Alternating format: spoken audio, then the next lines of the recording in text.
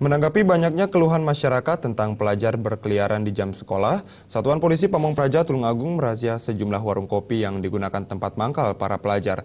Dalam razia ini, polisi menggeledah semua tas bawaan pelajar yang diduga membawa senjata tajam dan miras. Namun polisi justru menemukan video porno di salah satu handphone siswa berdurasi 15 menit.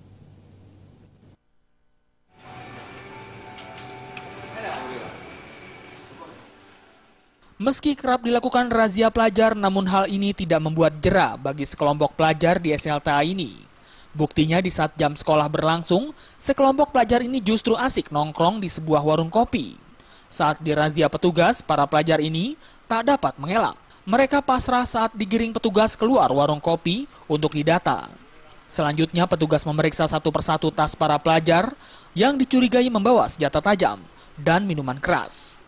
Namun petugas justru menemukan sebuah handphone yang di dalamnya berisi video panas dengan durasi 15 menit. Saat itu juga petugas menyita handphone tersebut dan akan diserahkan ke pihak sekolah.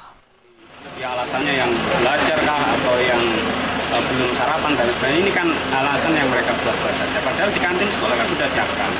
Ada kantin, ada untuk sarapan ada, untuk minuman ada. Jadi mereka mengadakan.